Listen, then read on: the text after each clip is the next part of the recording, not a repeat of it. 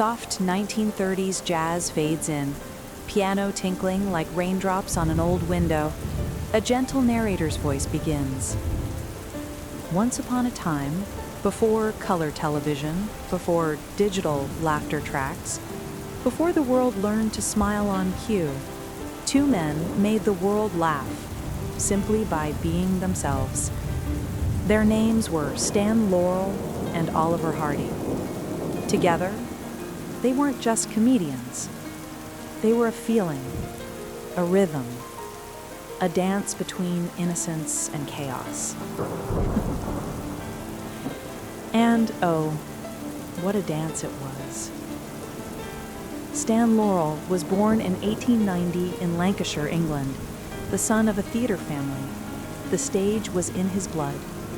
By the time he was 12, he was already rehearsing jokes in the mirror, studying every flicker of emotion on his own face. He had this quiet genius, the kind that worked behind the curtain, thinking, tinkering, perfecting every gag.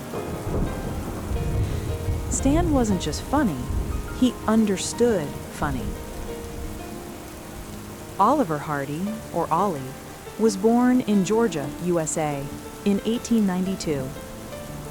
Unlike Stan's lean, sharp features, Ollie was big, round, and full of presence. He was the kind of man who could make people laugh just by walking into a room. But behind that booming laughter was a shy, gentle soul who never quite believed he was as great as others thought he was. Stan was the brain, Ollie was the heart. Before fate brought them together, they were just two struggling performers, miles apart. Stan was working under Charlie Chaplin's shadow, trying to find his own comedic voice. Ollie was doing small-time films in Florida, playing villains and heavyweights, never quite satisfied. Then, something magical happened. In 1926, they appeared together, accidentally, in a short film called The Lucky Dog. No one could have guessed that a simple slapstick moment would ignite one of the greatest partnerships in entertainment history.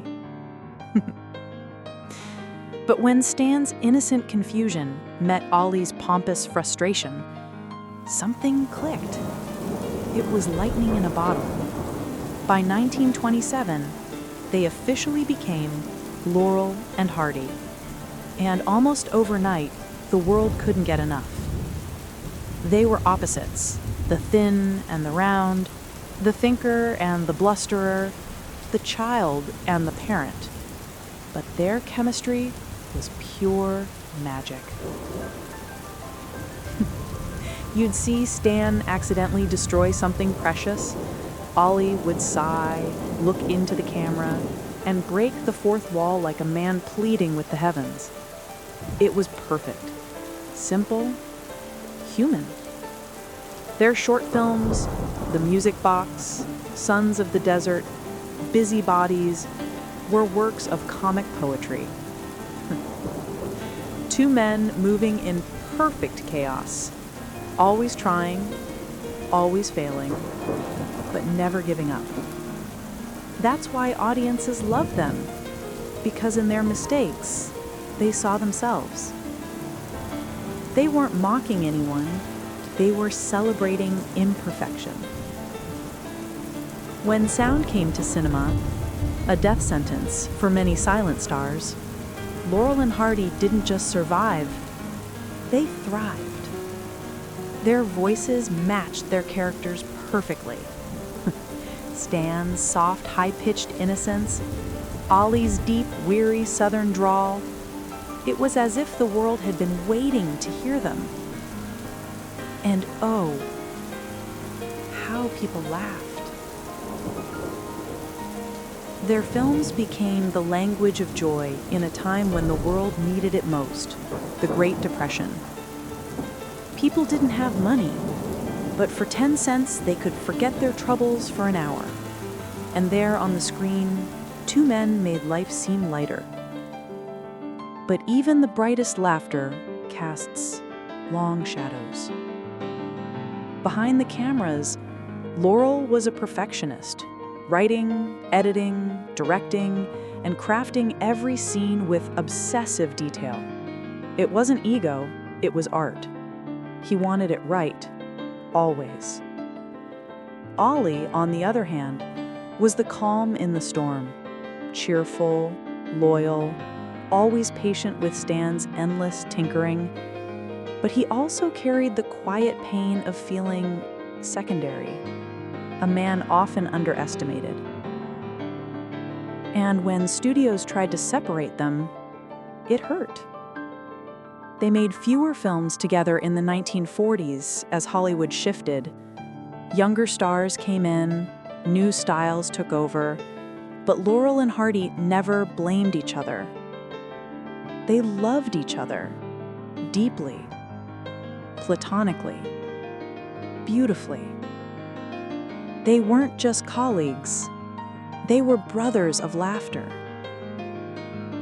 In 1953, older but still devoted, they toured Europe in a live stage show called A Spot of Trouble. Their health was fading, their fame dimming, but when the lights hit them, the spark returned.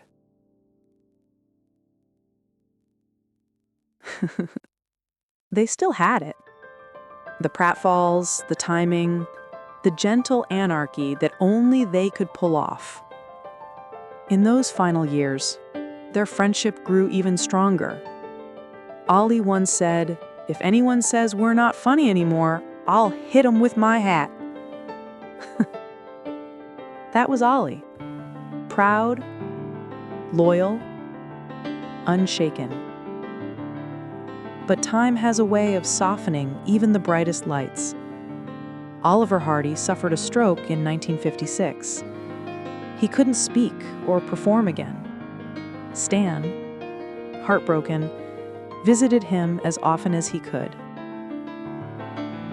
When Ollie passed away in 1957, Stan stopped performing altogether. He said, "I couldn't go on without him."